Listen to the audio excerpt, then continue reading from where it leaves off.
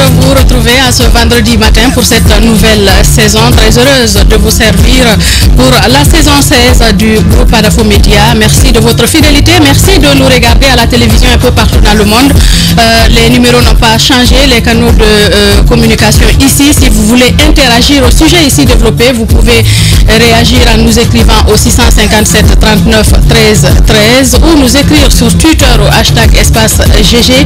Dans la deuxième et la troisième partie de l'émission, si tout va bien, vous allez le comprendre. Notre médiatrice sera là pour lire vos différentes réactions. N'oublions pas surtout celle de Facebook.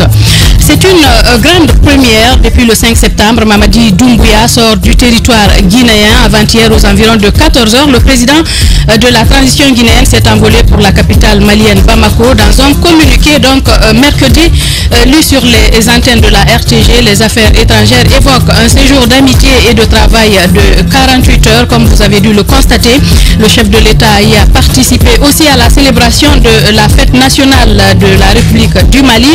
Que peut-on retenir de ce séjour du colonel Doumbouya au Mali depuis Bamako? Si tout va bien, nous joindrons Hervé Ndepo, reporter à Radio Sahel. Chérif Mohamed Aïdara, président du Conseil supérieur de la diaspora malienne, sera également avec nous dans les grandes gueules. La sortie du président bissau-guinéen Umaru Sissoko Embalo emballe les parties prenantes à la transition guinéenne. Quelques mots bien piochés pour être lâchés sur un plateau de France 24 ont pour ainsi dire mis le feu aux poudres à la suite de la sortie du CNRD qui s'en était abstenu initialement. C'est la réaction de la primature guinéenne qui a servi la goutte de trop, la goutte d'eau qui fait déborder le vase. Plusieurs y voient un acte inopportun, maladroit et limitant des efforts consentis en vue du dialogue guinéen. Mais la sortie du président bissau-guinéen, quoi qu'on en dise donc, fâche au-delà des frontières guinéennes. Domingos Simoes Pereira, principal challenger du président Embalo à la dernière présidentielle, il fustige une sortie peu conforme à l'éthos donc de son rang. Que reproche-t-il au président en exercice de la CEDEAO? Quelle lecture des acteurs politiques guinéens? Vous allez le comprendre, ils seront tour à tour dans cette émission Les Grandes Gueules avec toute l'équipe au grand complet. Merci encore une fois de nous rejoindre de toutes les parties à travers le monde. Merci de votre fidélité. Alors, on parle donc de l'actualité nationale, la CEDEAO qui s'est réunie à New York. Les chefs d'État annoncent des sanctions progressives, Jacques Lévaleno. Oui, on a lu en quelque sorte ce qui ressort comme étant le résumé finalement de cette rencontre qui était très attendue par, si vous voulez, je passe à l'antenne, justement. Donc, une rencontre qui était très attendue aussi bien par les chefs, les dirigeants guinéens, mais également par la classe politique dans son ensemble. Je l'ai dit hier, je crois que tout le monde avait les regards tournés là-bas.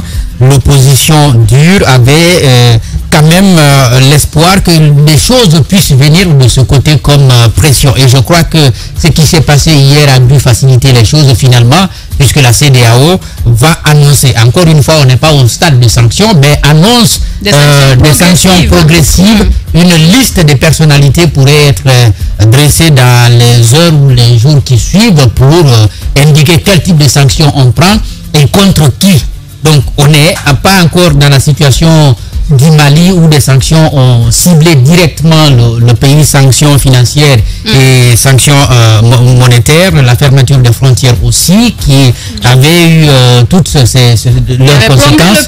Oui, qui avait eu toutes leurs conséquences. Donc chez nous, on est encore dans la prise de sanctions graduelles et on attend contre des personnes. Et contre des personnes. Donc ça mérite d'être précisé. Après, toutes les interrogations qui sortent derrière, c'est bien de savoir qu'est-ce qui a bien pu faciliter, ou disons, qu'est-ce qui a bien pu pousser finalement les chefs d'État à en arriver là. Est-ce que les différentes est-ce que ce sont les différentes sorties d'hier qui auraient contribué finalement à ça, ou alors c'était quelque chose de prévisible comme Embalo l'avait annoncé, puisqu'il l'a dit. Et après lui, je crois, Macky Sall aussi, dans une interview, a laissé entendre qu'il pourrait aller jusqu'à prendre des sanctions contre les autorités guinéennes. Maintenant, des questions, on continue à se les poser tout de même, parce parce qu'on a demandé jusqu'ici le cadre de dialogue tel qu'il est voulu par une frange de la population, en tout cas une partie de la population, ce n'est pas ce qui est encore obtenu. Mais encore une fois, il y a une autre partie qui ne trouve pas à redire. Et le CNRD a indiqué par décret que ce cadre-là serait inclusif. De toute façon, dans le discours, c'est ce qui a toujours été dit. Quelle est la faute donc en lien avec cette transition qui a été commise? C'est la question que je me pose pour décider finalement d'aller vers des sanctions graduelles. Au-delà de tout ce qu'on a vécu hier, parce que c'est vrai, il y a des tensions entre Ambalo et puis Conakry. Ambalo, ce n'est pas quand même pas n'importe qui. En plus d'être un chef d'État, il est le président de la conférence des chefs d'État de la CEDEAO. Quel que soit son comportement, quel que soit son tempérament, c'est à lui on a confié cette responsabilité pour l'instant. Donc on peut bien comprendre que la solidarité au niveau des chefs d'État puisse peser et finalement qu'on dise on s'est quand même foutu de quelqu'un et donc demain ça peut être nous. Il faut quand même montrer que celui qui est là, c'est pas, il n'a pas fait un coup d'État pour être à la tête de la CEDEAO. C'est quelqu'un que nous avons désigné. C'est comme ça je perçois cela finalement. Sinon, si on mesure très bien les actions à l'interne, je ne dis pas qu'il y a du progrès véritable, mais si on s'en tient à la volonté exprimée au départ, celle qui consistait à aller vers la mise en place du cadre de dialogue, je ne crois pas qu'il y ait eu une faute qui méritait, n'est-ce pas, d'aller vers une décision de prise de sanctions. Parce que tout naturellement, il y a quelque chose autour de laquelle on n'est pas d'accord. On peut continuer à dire, voici ce qu'il faut. Nous vous avons désigné un médiateur de la CEDEAO qui est parti pour une première fois. Si vous prenez un décret, je crois la logique voudrait que vous rameniez, n'est-ce pas, et je crois l'ensemble de la classe politique est d'accord là-dessus. On a écouté la dernière fois ici ceux qui sont durs, qui ont demandé à ce que ces médiateurs reviennent, mais ceux qui ne sont pas durs et qui semblent être d'accord avec le CNRD, surtout comme cela s'est dit au sein de l'ANAD et du FNDC, eux également, ils ont dit qu'on peut aller avec les facilitateurs locaux, mais qu'on puisse avoir un médiateur de la CEDEAO. Donc ça veut dire que de ce point de vue, le CNRD ne pourrait pas faire autrement que de ramener, n'est-ce pas, le médiateur de la CEDEAO. Mais je pense que tout pourrait s'expliquer par les tensions qu'on a vécues. Et donc, à votre avis, la CEDEAO n'aurait pas dû prendre cette décision parce que vous ne comprenez pas? Oui, en tout cas, je ne comprends pas. Encore une fois, ce n'est pas une décision, c'est une annonce de décision. On n'est pas encore allé à des sanctions, à des actes concrets. On ne sait pas ce qui pourrait se passer dans les jours à venir. De toutes les façons, puisque ça cible ceux qui gèrent la transition, ça peut avoir une pression. Bien. Allez-y Antoine, j'ai l'impression que vous n'êtes pas d'accord avec Jacques. Oui, pas du tout.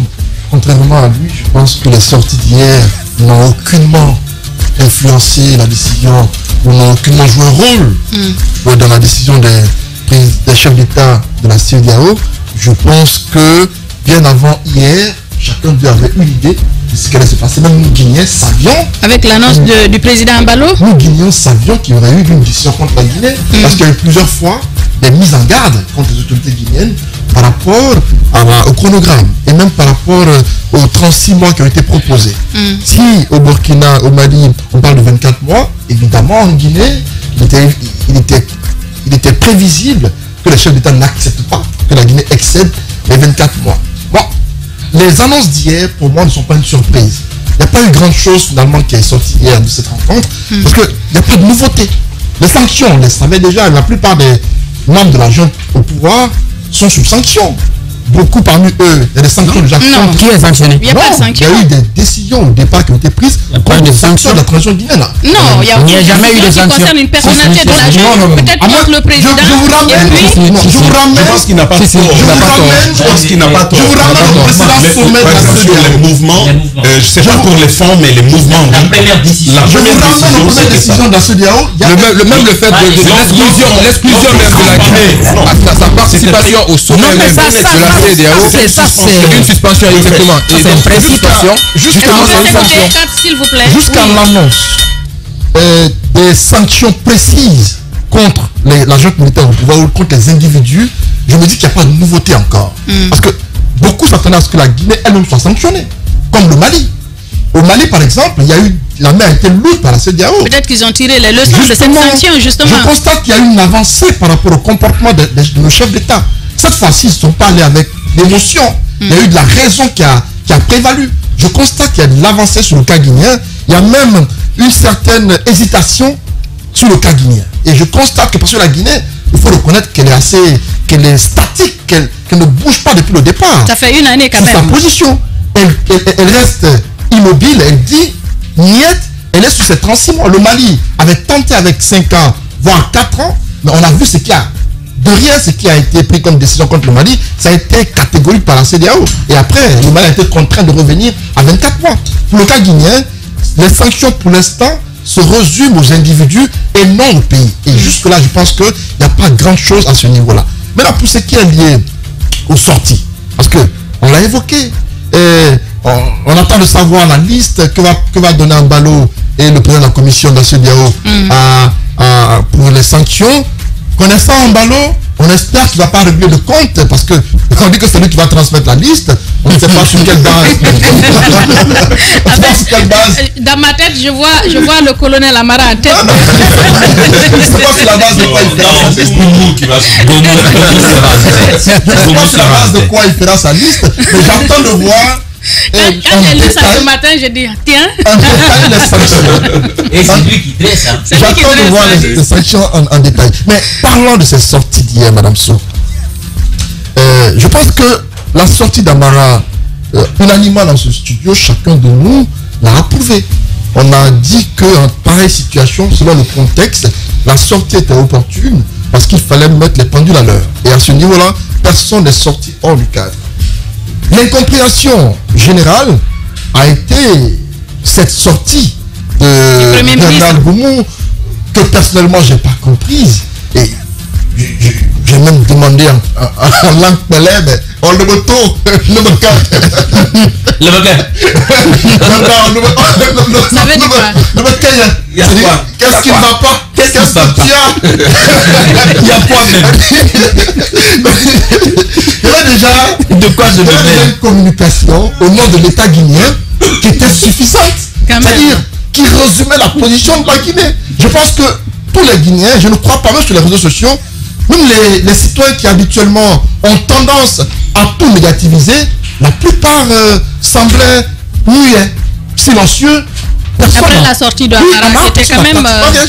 Mais contrairement à Amara, lorsque Goumou a fait sa sortie, mais j'ai vu l'avalanche de réactions autour de sa sortie, les acteurs politiques et même des citoyens qui n'ont pas fait de cadeau à Goumou, parce que les mots utilisés il n'aurait pas dû. Je ne sais pas qui a écrit. C'était trop léger. Je ne sais pas qui a écrit ce discours-là, mais non seulement le temps choisi pour une telle sortie n'est pas approprié, à peine vous faites une déclaration pour appeler les acteurs politiques au dialogue que vous allez coordonner, mais vous devez faire preuve de retenue. Parce que vous recherchez la confiance auprès de ces acteurs-là. Vous recherchez une certaine légitimité pour conduire à bien. Un certain équilibre. Un équilibre pour mener à bien c'est pour parler. Mais pourquoi en rajouter? Parce que trop de communication tue la communication. Parce que nous étions en train d'ingurgiter la sortie d'Amara, on est en train de la consommer, chacun est en train de voir quelles sont les parties sur lesquelles s'appuyer pour pouvoir un peu analyser. Après, Bernard Goumou vient en rajouter. C'est-à-dire, il vient augmenter la dose qui était une dose de trop, qui finalement a dilué la communication d'Amara. Aujourd'hui, on ne parle plus d'Amara qu'Amara, on parle plutôt de Bernard Goumou, pas en bien, mais plutôt en mal. Et pour moi, la sortie n'avait pas sa place. Et Bernard Goumou, pour sa première, il a tenté de sauver les meubles, mais de la plus mauvaise des manières, parce que pour moi, il fallait s'abstenir. Cette sortie n'avait pas sa place. J'espère qu'il va tirer les leçons des réactions des Guinéens autour de sa sortie. Ceux-là qui l'ont conseillé de le faire lui ont mal conseillé. Celui qui a rédigé le discours l'a très mal rédigé. Les thèmes employés ne sont pas ceux que doit employer un Premier ministre en pareille situation, surtout s'adressant à un chef d'État étranger. Il faut des mots, ça peut être dur, mais dans un français vraiment soutenu. Mais le langage tel qu'employé, il ressemble à un langage d'enfant de la rue. Et malheureusement, ce n'est pas approprié pour un chef de gouvernement. Et j'espère que Bernard Goumou va se ressaisir c'est vrai, le manteau de Premier ministre, c'est pas facile à porter, c'est vrai, on le comprend. On suppose qu'il y a ces choses auxquelles il a pensé. Vous voulez sauver la Guinée, c'est vrai, mais la manière choisie n'était pas la bonne, monsieur le Premier ministre. Je vous conseille vivement de revoir la méthode la prochaine fois. Le contexte ne s'y est pas du tout. Ça fait que ça comprend le dialogue annoncé la semaine prochaine par le PM. Parce que des acteurs ont déjà parce que les acteurs ont déjà commencé. Mais ça ne devrait pas. Ça ne devrait pas. Il peut tirer les leçons. Ça ne devrait pas, parce qu'en réalité, il ne s'est pas exprimé à la classe politique guinéenne. Le discours, il est mauvais, il est à condamner fermement. Maintenant, je ne suis pas d'accord. Dès lors il s'est bien adressé à la classe politique. Je te le démontre. La classe politique guinéenne. Et c'est ça son erreur la plus fatale. À mon avis, il s'est bien exprimé sur la classe. Je ne vois pas. Sauf si des gens trouvent en ballot un allié. Oui, Bernard Goumou, beaucoup pensent que c'est un Premier ministre engagé, dynamique et tout cela. Sauf que sur ce coup-là, il est passé à côté. Tamba Zakari Milimono, vous avez également suivi cette actualité et ce matin, on en parlait, vous cherchiez vos mots. Non, je ne cherchais pas de mots. C'est comment avoir des mots politiquement corrects, en fait. C'était ça la plus grosse difficulté. Mais le Premier ministre, c'est dans la vie, quand on te cherche, il faut faire attention. Il faut te cacher. Bernard Goumou sait dans quelles conditions il a été fait Premier ministre. Ouais. Tu en sais quelque chose? Non, j'en sais quelque chose. Ouais. Je sais dans quelles conditions il a été fait Premier ministre. Lui-même le sait. Il sait quels sont les groupes d'opposition, les groupes d'intérêt qui s'opposaient à sa nomination comme Premier ministre. Il sait. Et dans l'opinion, quand tout le monde dit c'est un monsieur inapte, certains, même dans les médias, sont allés jusqu'à remettre en cause son titre, son grade de docteur. Vous vous rendez bien compte que la cabale, elle était, certains réseaux clairement identifiés, il y avait cette cabale autour de lui, elle existe encore. Et puis, le porte-parole du gouvernement, pardon, le porte-parole de la présidence prend la parole. Si c'était Bernard Goumou qui avait pris la parole avant, j'aurais compris que Amara prenne la parole après. Mais quand la présidence parle, la primature se tait. Normalement. C'est comme ça, c'est ce qu'il aurait dû faire. C'est donc pour moi une erreur. Il n'y a pas d'autre mot pour le dire. Je ne dis pas qu'il n'aurait pas dû parler. Vous savez, il aurait pu parler. Mais vous avez vu le ton martial, le ton militaire. C'était la diplomatie, je l'ai dit hier. On était dans un discours au biceps hier. Oui. C'était fort ce qu'on a vu, c'est du muscle qu'on a montré. Le Premier ministre, dans le souci du dialogue, aurait pu prendre la parole hier pour calmer, pour apaiser. Il aurait pu avoir ce discours justement. Donc je ne dis pas qu'il ne devait pas prendre la parole. À sa place, si je devais parler, ça aurait été de temporiser, de calmer, de tempérer un peu les choses. Mais voyez ce qui est dommage à l'intérieur de son propos. Je vais vous lire quelques bouts. Et c'est ce qui me désole finalement. Alors, le Premier ministre, dans ce discours, revendique fièrement l'appartenance de la Guinée à la CEDEAO. C'est bien. Le Premier ministre, dans ce discours, il défend le dialogue et il dit qu'avec la CEDEAO, le dialogue ne sera jamais rompu. Il ne dit même pas. L'adverbe utilisé est fort. Il dit qu'il ne sera jamais rompu. C'est une garantie importante. Il dit cela. Le Premier ministre, dans ce discours, va dire que la Guinée reste disponible à collaborer avec ses alliés dans le cadre de la CEDEAO. Le Premier ministre va même plus loin. Il rappelle donc les relations historiques entre la Guinée et la Guinée-Bissau. Il va notamment rappeler Amilcar Cabral et Sékou Touré, les relations qu'ils ont eues. Tout ça, c'est très beau. Et il va même plus loin. Il va jusqu'à flatter des chefs d'État respectables au sein de l'institution sous-régionale, par opposition à un Ambalo qui est plutôt honteux, un guignol qui a mal arboré la tunique. Mais oui, je rappelle tout ça. Pourquoi? Ça veut dire, en fait, Moussaïro, il y a il y a de très bonnes idées dans ce discours, sauf qu'elles seront définitivement noyées par cet envolé sur des mots qui ne collent pas trop à son statut. C'est ça toute la difficulté. Mais en prenant la parole, en faisant ce discours, c'est comme ça qu'il aurait dû aller, avec ce type de discours, en appelant tout le monde, en calmant et en rassurant à nouveau. Sauf que vous mettez dans un discours le chaud et le froid, Dieu et Satan en même temps. Ça ne marche pas. On n'entendra plus Dieu, hein, parce que les humains ont cette propension à n'entendre que ce qui est mauvais, que ce qui est laid. Surtout nous, les journalistes. Vous vous rappelez cette belle affirmation concernant la presse? On dit le journaliste, c'est comme le loup. Il n'est attiré que par l'odeur de la pourriture. Et c'est ce qui arrive à Bernard Goumou. Et il ne s'intéresse jamais au train qui arrive à l'heure. Exactement, c'est finalement ce qui arrive à Bernard Goumou. Sinon, voici un discours qui avait quand même le don de rassurer s'il n'en tenait qu'à ça. Mais des mots qui viennent, des mots encore plus durs que ceux de Amara, je pense que ça n'aurait pas dû être ainsi. C'est pourquoi je le redis encore. S'il devait prendre la parole, ça aurait dû être pour rassurer. Maintenant, moi je questionne une autre chose. C'est clairement cette session extraordinaire convoquée à New York. Ça existe, ce type de rencontre. On va dire, bon, en marge de telle session, on va se réunir, mais c'est toujours motivé par quelque chose. Et ce quelque chose, c'est l'urgence. Moi, je pose la question de l'urgence. C'était quoi l'urgence de tenir cette rencontre là-bas?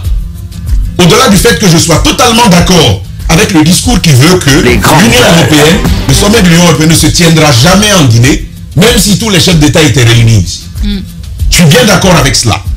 Donc, où était l'urgence d'aller à cette rencontre là-bas, à ce moment-là? Je pense que l'autorité, je vais te choquer. Je vais terminer juste. Je pense que les autorités de Conakry auraient dû sentir que quelque chose est en préparation. Absolument. Et comme je l'ai dit hier, je ne crois pas que, je l'ai dit avant-hier, je l'ai dit hier, je ne crois pas que Mbalo ait dit ça tout seul. Et je suis pleinement d'accord avec toi. Je ne crois pas qu'il ait dit ça. Ça présageait de quelque chose. Même si la Guinée est forte de un certain nombre de soutiens, ils auraient dû voir ça venir. Où était l'urgence de tenir cette rencontre là-bas? S'il n'y avait rien en préparation. Non mais Tamba, mieux même, pas que l'urgence de cette rencontre là-bas, l'urgence même de cette rencontre. Qu'est-ce qui leur imposait aujourd'hui qu'il y a un sommet qui se tienne pendant qu'il y a un médiateur qui est annoncé en Guinée, rien n'est encore fait. Non, il y a des programmes qui sont prévus. Voilà, il y a des revues. Le médiateur a eu sa session. Justement. C'est ça ou ses sessions, je ne sais plus, en Guinée. Il a fait une déclaration liminaire. Et on sait qu'après une déclaration préliminaire, le véritable rapport de mission n'est pas présenté. Il est même parti à New York pour leur rendre ce rapport. Et c'est ce rapport du médiateur qui détermine les décisions. Et donc, sachant que le médiateur est de ce côté et que vous entendez que des sanctions seront prises, il faut savoir que le diable est en train de se cacher quelque part. Il fallait entendre ça n'a pas été le cas. Quoi qu'on doive. Mais à ton avis, qu'est-ce qui pousse le diable à se cacher quelque part là-bas? Est-ce que c'est son métier, le diable, de se cacher. On sait qu'il y a une crise. On sait aussi qu'il y a des gens. Il n'y a rien venant du côté de la Guinée. Vous savez, il y a une crise. La crise, elle est présente. Voilà. Dès le début, on l'a dit. La crise, elle est présente en Guinée. Maintenant, il y a des crises qui sont ouvrées, totalement orchestrées. Il y a des crises réelles, bien réelles. Et aujourd'hui, on en est arrivé à un niveau où il faut s'asseoir, il faut discuter, suivant un certain nombre de paramètres. Mais, quelles sont les crises orchestrées? Moi, je pense encore une fois qu'il y a de ces acteurs, pas tous, parce que certains sont restés droits dans leurs bottes, mais il y a de ces acteurs qui ne devraient pas être du lot des gens qui dénoncent aujourd'hui. Pour une simple raison. Je ne peux pas aller à la première rencontre, à la deuxième, à la troisième rencontre de ce cadre de dialogue, et le jour où on me tend ma convocation pour la CRIEF, je dis c'est pas un bon cadre. La coïncidence, elle est frappante, et je vais répéter ça plusieurs fois, jusqu'à ce qu'on le reçoive dans ce studio ici. Après, il va nous expliquer ce qui s'est passé. Maintenant, je termine là-dessus. Il y avait de lourdes sanctions qui étaient annoncées. Il faut bien s'accorder là-dessus. Les sanctions ne sont... D'abord, les sanctions sont annoncées, mais les sanctions qui sont annoncées ne sont pas, heureusement encore pour le peuple de Guinée jusque-là, elles ne sont pas aussi lourdes qu'on s'y attendait. Parce que le cas malien, ce qui a été fait au Mali, c'était particulièrement lourd, les sanctions imposées au Mali, et c'est loin, c'est vraiment loin du compte, ce qui est en perspective pour les Guinéens. Ça veut dire qu'on peut encore sauver les meubles, Mohamed Mara. Éviter par exemple qu'une sanction touche directement le pays tel que le Mali l'a vécu. Pas seulement. Je pense qu'il est toujours, on a toujours le temps pour une sorte de rétropédalage et pour aller dans le bon sens. On a vraiment encore le temps. Tu demandais une des raisons pour lesquelles on n'est pas allé à Bissau, mais aux États-Unis. Tu as visité Bissau? 3 mois, oui, je suis sérieux. Techniquement, logistiquement et tout, dans la précipitation, il aurait été très compliqué de recevoir. En fait, pour des raisons. En fait, tu sais pourquoi? Moi, j'ai pas dit Bissau. J'ai dit pourquoi on n'a pas tenu ça dans la CEDEAO. Non, la pratique, c'est de se réunir dans la capitale du président en exercice. Il y a de gros problèmes sécuritaires. Vous savez très bien, la villa qu'occupe le président de la Guinée-Bissau, vous avez suivi il y a quelques mois quand elle a été... Oui, mais vous avez vu quand elle a été attaquée? C'est-à-dire qu'un garçon, un gamin peut se tenir à envoyer, cogner quelqu'un là-bas avec simplement une lance-pierre. Avec une lance-pierre. Oui, mais on aurait pu le tenir dans un autre pays. Oui, mais c'est ça justement la honte. Ça, il n'aurait pas pu, justement. Donc, mais attention, ça ne veut pas dire que ce n'est pas dans la pratique des nations de se réunir en marge des assemblées générales des Nations Unies. Ça, c'est une erreur. Même la reconnaissance de la Guinée en 1959, c'est beaucoup joué justement en marge de ces commissions-là. Les chefs d'État se réunissent régulièrement. Même l'Union européenne le fait. En Afrique, ça se fait régulièrement. La question, c'est celle de l'urgence. Non, je suis d'accord. Moi, je suis d'accord là-dessus. Je suis d'accord. Non, je l'explique quand même. Non, c'est aussi le principe de l'émission. Tu vas pas lui imposer ton avis? Non, mais écoute, c'est un temps de show. Je t'ai écouté, je suis d'accord. Je ne viens pas en contradiction, je tente d'expliquer quelque chose. Je dis que d'abord, sur le plan de la logistique, Bissau, à mon avis, ne peut pas, en un temps record, tout mettre en œuvre pour l'arrivée des chefs d'État. C'est pas possible. Un président comme Ouattara ne se rendrait pas à Bissau avec une organisation moyenne. Vous savez sa situation. Non, c'est flagrant. Mais de l'autre côté, ce n'est pas interdit de se réunir en marche des assemblées générales des Nations Unies. Je dis encore une fois que ce n'est pas que la CEDEAO qui le fait, même si, de ma mémoire, c'est une première. Ambalo aura quand même été le premier à demander, depuis 1976, à demander... Il a voulu faire d'une pierre deux coups. Oui, mais c'est ce qui apparaît. C'est cela l'argument, justement. Cela pourrait plaider en sa faveur. Parce que réunir ces chefs d'État dans un autre temps, ça fait encore des problèmes d'agenda et tout. Mobilisation, là, ça peut se comprendre. Mais à mon avis, la vraie raison réside dans les questions d'ordre logistique et sécuritaire. Là-dessus, Bissau, ce n'est pas totalement prêt. Maintenant, ces sanctions ciblées, on se demande mais pourquoi les individus et pas d'abord le pays. La CEDEAO a tiré quand même pas mal de leçons de ces 20 dernières années. Là-dessus, la CEDEAO est très en avance sur les autres ensembles sous-régionaux en Afrique. La CEDEAO comprend très bien les mécanismes des coups d'État et sait comment y répondre. Ils savent que des sanctions brusques et extrêmement dures généralement produisent l'effet contraire escompté. On l'a vu au Mali. Des foules pourraient plutôt se masser autour de la junte parce que finalement on serait battu avec le même bâton. Mais je pense que de l'autre côté, la junte n'est pas très sage. Peu importe les soutiens que vous avez à l'international ou les récriminations, votre base fondamentalement doit être à l'interne. Et là-dessus, je suis d'accord avec Antoine Depuisière. La junte joue avec le feu et avec le calendrier. Moi, personnellement, les différents calendriers qui ont été donnés jusqu'à présent, de cadre de dialogue, ceci, cela, je n'y trouve pas beaucoup de sincérité. On attend toujours l'éveil des rencontres des chefs d'État pour essayer de pousser un peu. Et remarquez, dès après ces annonces, il y a des rotopédalages parce qu'on soulève encore des idées qui vont amener les autres de la classe politique notamment à se rebuffer et à revenir encore en arrière. Je ne trouve pas que ce soit suffisamment sincère. Mais par contre, lorsque vous prenez des sanctions individuelles, et attention, ça par contre, c'est extrêmement dangereux. On l'a vu dans d'autres cadres. Il ne faut pas rester simplement la tête dans le sable en Guinée. Observons ce qui s'est passé dans d'autres pays. Les sanctions ciblées d'abord, c'est quoi? C'est le gel des avoirs. Et je vous apprends que quand la CEDEAO sanctionne, par principe de subsidiarité, à l'étranger. Justement, et par principe de subsidiarité, ce n'est pas dans la zone... Amara a dit qu'ils n'ont pas de compte à l'étranger. Oui, mais ça c'était il y a un an. Depuis, beaucoup sont allés du côté d'Abidjan, de Dakar, et même en France, attention, Beaucoup sont allés même en France aujourd'hui. Donc, et par principe de subsidiarité, d'ailleurs la semaine dernière, justement la diplomatie française a beaucoup alerté Conakry sur cette question. Parce que si la CEDEAO sanctionne, la France n'a pas le choix, les États-Unis n'ont pas le choix que de s'y plier, parce que c'est un principe. La communauté internationale, dès après comment on appelle ça, le coup d'État, a dit clairement qu'elle donnait un mandat à la CEDEAO de statuer sur les cas guinéens et maliens. Donc, l'UA, et n'oubliez pas qu'au sein de la conférence des chefs d'État, là où encore quelque chose a échappé à la junte, c'est que vous avez quand même le président en exercice de l'Union africaine. Ça veut dire que en termes de compte rendu, ça va dire très vite. Parce que vous aviez à la fois Ambalo et Macky Sall. Là où je ne suis pas d'accord avec Ambalo, je l'ai encore dit hier, le ton, il est agressif. Le ton, il n'était pas... Il est sorti en fait des codes diplomatiques. Ça, c'est un. Il est sorti des codes diplomatiques. Sinon, Macky Sall a dit quasiment la même chose. Mais Macky appelle aux sanctions. Ambalo dit, on va sanctionner.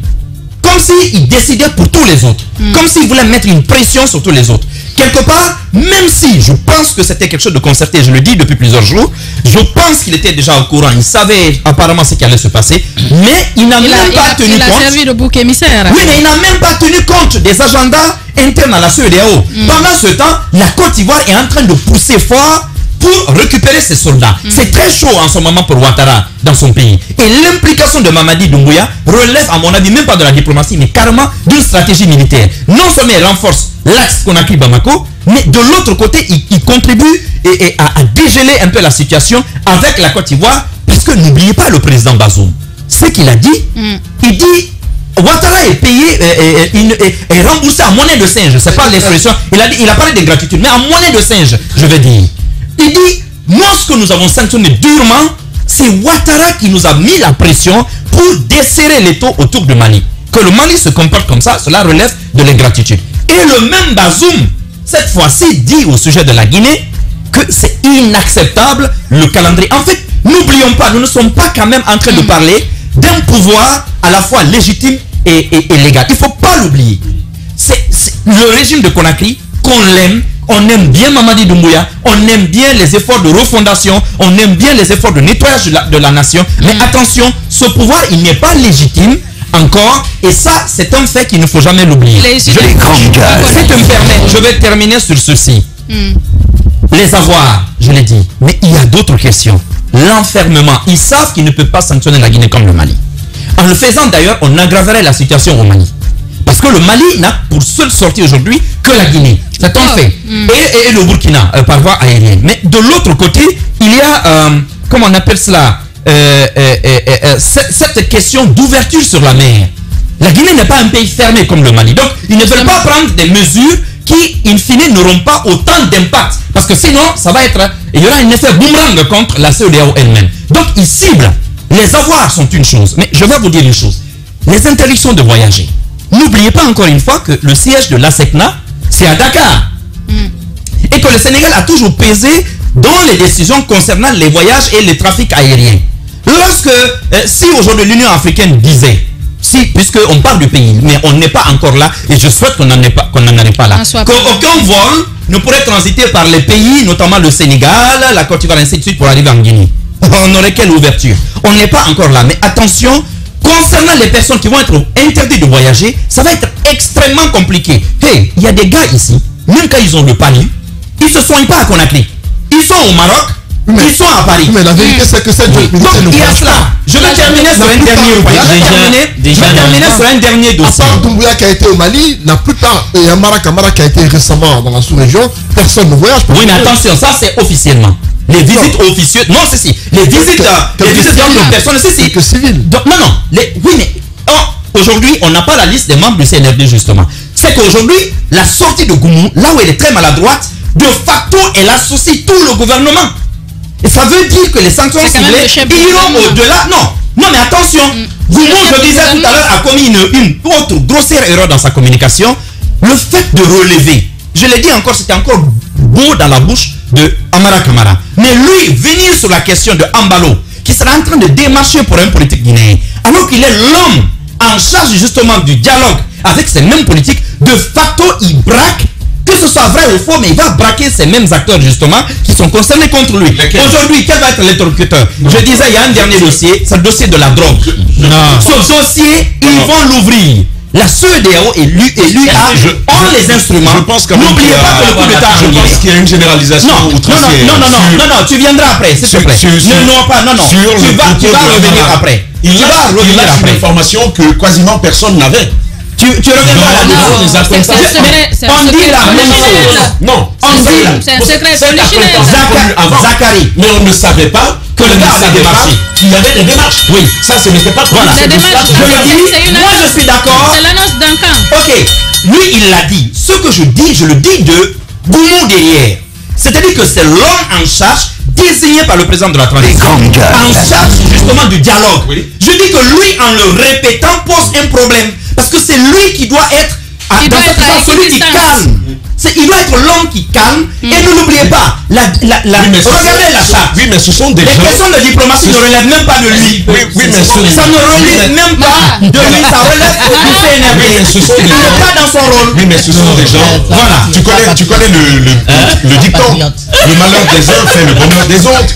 Ce sont des acteurs politiques que tu ne présentes comme unis, tous sur la même voie. Mais lorsqu'ils vont entendre, de toute façon, des autres doivent prendre la parole. Non, mais quand même, c'est bon maintenant. Il a parlé 50 minutes. On va pas tout dire ici. Bon, vas-y. Voilà. Et moi, je veux dire une chose. Et crois-moi, j'attends ton intervention pour dire pire. Maintenant, je t'écoute. Non, je vais pas. Il fallait pas. Ah, Mara. Non, je parlais pas de toi. T'as pas compris.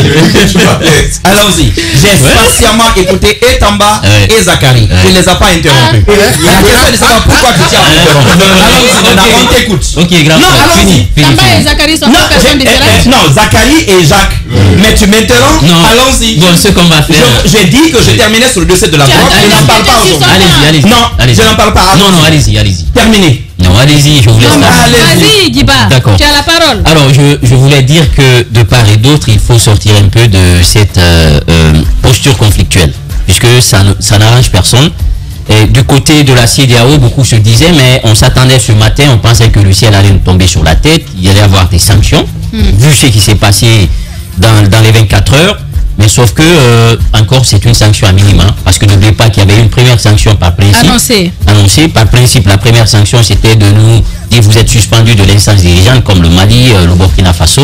Également, les mouvements de déplacement des membres du CNRD étaient réduits, ce qui a fait qu'ils avaient du mal à se déplacer. Donc, c'était des sanctions à minima. Et aujourd'hui, on refait pratiquement la même chose. Ça amène à des questionnements. Et beaucoup se disent... À la différence près qu'on aura un regard sur les avoirs. Justement, peut-être ça. Oui, désormais, au nom du principe de subsidiarité, c'est vrai que quand il y a un problème dans un État, c'est l'instance sous-régionale d'abord qui se penche sur la question. Et après la CEDEAO, c'est l'Union africaine. Après l'Union africaine, c'est l'Union européenne. Ensuite, les Nations unies. Donc, je pense qu'ils vont tous suivre les décisions qui vont tomber parce que dans le communiqué final, on dit que c'est Ambalo, en synergie avec Omar Ali Touré, qui est le président de la commission de la CEDEAO, qui vont dresser la liste. Et on sait pertinemment ce qui s'est passé dans les 24 heures peut conditionner la position des uns et des autres. Mais ce que moi je veux dire, au-delà de ce qui est en train de se passer, avec ces sanctions qui sont annoncées, c'est que la CEDEAO, elle est consciente d'une chose. Parce qu'on dit que vous avez été amorphe et inerte par rapport à ce qui s'est passé en Guinée il y a encore 2 ans sur la question du 3e mandat. Et donc, vu que sa responsabilité a été pointée, parce qu'ils disent qu'ils ne vont pas accepter qu'il y ait coup d'État, mais le coup d'État, ça peut être un coup d'État militaire ou constitutionnel. Et donc, aujourd'hui, ils savent qu'il faut revenir, rectifier le tir. Mais l'un dans l'autre, que ce soit le Premier ministre ou Ambalo, aujourd'hui, on est dans une dynamique où chacun devrait se garder d'avoir une posture assez conflictuelle. Parce que le Premier ministre, n'oubliez pas qu'il est le garant du dialogue social. Et aujourd'hui, vouloir tenir de tels discours, je pense qu'il peut s'attirer la colère des uns et des autres et qu'il ne pourrait pas favoriser un peu le climat vers lequel aujourd'hui on souhaite aller. Maintenant, moi, Amara, son discours hier, on dit que c'est un homme en uniforme. Vous savez, les hommes en uniforme, ils ont ce qu'on appelle un bréviaire. Et dans ce bréviaire, ils ont leur approche en termes de discipline, de stratégie qui dit que la discipline faisant la force principale de toute l'armée, il importe que le subordonné obéisse sans murmurer réclamation aux ordres donnés par le supérieur. Et les hommes en uniforme, que ce soit Ambalo ou Amara, ils sont conscients de cela, ils ont un ton martial et parfois ils savent que lorsqu'il faut taper du poing sur la table, ils ont des mots dédiés à cela. Maintenant, le chef du gouvernement, je pense que lui aujourd'hui, il a fait une sortie. Moi, j'ai pratiqué l'homme, je sais que c'est un technicien, mais ceux-là qui ont rédigé ce discours-là, ne l'ont pas aidé. Je pense qu'il aurait pu quand même se démarquer. Ce que je voulais commencer par rappeler justement, c'est dire qu'un tel discours tenu par un militaire, c'est pas une première. On a vu avec le sommet de Vittel en France, lors du sommet France-Afrique, c'était la même chose. Je suivais dans l'émission Rétroviseur récemment où on parlait de ça, où Thomas Sankara disait qu'on ne peut pas accepter qu'on vienne traiter les problèmes africains hors de chez nous. Donc voir la posture que tient aujourd'hui le secrétaire général et porte-parole de la présidence tenir un tel discours, on peut le comprendre. Mais par contre, le Premier ministre, qui lui étant un civil, garant du dialogue, il doit tenir un discours qui devait apaiser, un discours plus rassembleur, d'autant plus qu'il a commencé lui-même par évoquer que les portes ne sont pas fermées, on est ouvert et on continuera à dialoguer avec la CEDEAO. Ça, c'est un fait important. Maintenant, par rapport à cette sanction progressive qui sera prise contre la Guinée, moi je me dis que c'est un non-lieu, c'est pas quelque chose de nouveau devant nous, ça c'est la première chose. Deuxième chose, il savait qu'il n'y avait rien sous la main. Vous avez engagé une médiation en Guinée qui se poursuit. Vous voyez les enjeux aujourd'hui du côté du Mali avec le déplacement de Doumbouya avec ses 46 soldats ivoiriens. Vous voyez aujourd'hui que la coopération, surtout au niveau militaire, entre la France et la Guinée se renforce et se mettent au beau fixe. Et qui parle de relations militaires, parle de stratégie, parle de sécurité. Et tout le monde sait aujourd'hui que la France tient cette CEDEAO-là. La question véritable qu'il faut se poser aujourd'hui, c'est de comprendre est-ce que cette CEDEAO elle-même n'a pas besoin d'une refondation profonde. Pourquoi je le dis? Vous vous souviendrez que même par rapport à ce délai des 6 mois qui ont été avancés, au début il disait 6 mois, de 6 mois il se retrouve à 2 ans. Aujourd'hui la vraie question n'est pas une question liée à la durée, encore une fois, d'une transition, encore une fois d'une durée d'un mandat. Et c'est pourquoi aujourd'hui la CEDEAO doit comprendre, si auparavant c'était une institution qui était dessinée sur un certain nombre de principes qui pouvaient correspondre à une époque, à un contexte, qui comprennent aujourd'hui que les choses ont changé. Ce n'est pas comme ça qu'on agit. Ils sont allés très vite en besogne. En prenant ces sanctions contre la Guinée, ils auraient d'abord continué. Qu'on continue. Oui, mais ils annoncent ces annonces qui viennent là contre la Guinée, contre les cas des personnalités. Mais si on sanctionne ces personnalités qui sont là, c'est indirectement contre la Guinée. Moi je me dis, il faut aussi qu'il y ait de la volonté. Il faut aussi de la volonté du côté de Conakry. Parce que c'est bon de dire, la CEDEAO ne le fait pas, mais à un moment aussi, il faut qu'à l'interne, qu'on ait cette volonté. Qu'on sache raison garder. Qu'on ait la volonté d'aider les autres à ne pas nous sanctionner. À venir donc dans la deuxième partie de l'émission, notre invité Domingo Simoes Pereira, l'ancien Premier ministre bissau-guinéen. D'autres invités, M. Bahouri sera également avec nous. Bienvenue à tous donc, si c'est maintenant que vous nous rejoignez sur Espace TV.